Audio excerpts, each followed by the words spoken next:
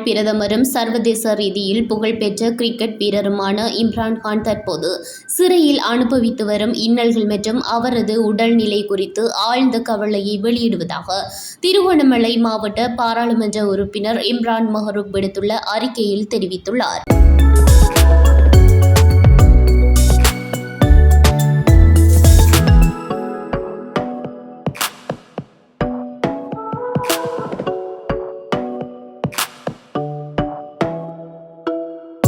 இது தொடர்பில் அவர் விடுத்துள்ள அறிக்கையில் மேலும் குறிப்பிடப்பட்டுள்ளதாவது, மனிதாபிமான ரீதியிலான அணுகுமுறை அவசியம். பாகிஸ்தானின் ஒரு தலைவராக மட்டுமன்றி உலக புகழ்பெற்ற ஒரு விளையாட்டு வீரராகவும் திகழ்ந்த இம்ரான்கான் தற்போது சிறைப்படுத்தப்பட்டுள்ள நிலையில் அவருக்கு வழங்கப்பட வேண்டிய அடிப்படை உரிமைகள் மற்றும் மனிதாபிமான ரீதியிலான சிகிச்சைகள் முறையாக வழங்கப்படுவதை பாகிஸ்தான் அரசு உறுதிப்படுத்த வேண்டும்.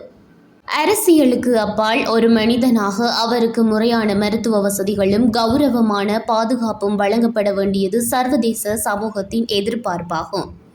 இலங்கை முஸ்லிம்கள் மிக இக்கட்டான நிலையில் இருந்தபோது எங்களுக்காக சர்வதேச அரங்கில் துணிச்சலுடன் குரல் கொடுத்தவர் இம்ரான்கான் என்பதை நாம் மறந்துவிட முடியாது.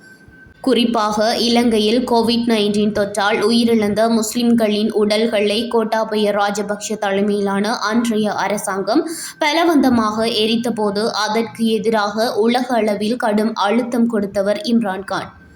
அவர் இலங்கை வந்திருந்த வேளையிலும் சர்வதேச ராஜதந்திர மட்டத்திலும் அவர் கொடுத்த அழுத்தங்கள் முஸ்லிம்களின் மத உரிமையை நிலைநாட்டவும் ஜனாசாக்களை அடக்கம் செய்வதற்கான அனுமதியை மீளப் பெற்றுக் கொள்ளவும் மிக முக்கிய காரணியாக அமைந்தது. எமது சமூகத்தின் மத உரிமைகளுக்காகவும் உணர்வுகளுக்காகவும் அன்று தோள் கொடுத்த ஒரு தலைவரின் இன்றைய நிலை குறித்து மௌனம் காக்க முடியாது. அவருக்கு இழைக்கப்படும் அநீதிகள் களையப்பட்டு அவர் மனிதாபிமானத்துடன் நடத்தப்பட வேண்டும் என்பதே எமது வேண்டுகோளாகும்.